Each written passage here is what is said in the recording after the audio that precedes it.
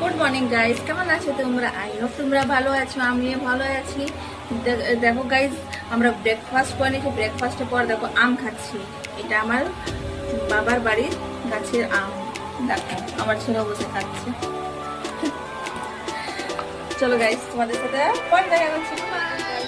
আমার ছেলে বসে চিকেন আর ভাত খাচ্ছে। টেস্টি বেটা চিকেন। আজকে দুপুরে লাঞ্চে আছে সাদা ভাত, শাক ভাজা, চিকেন, উচ্ছে আলু ভাজা, মাছ ভাজা। আজকে আমাদের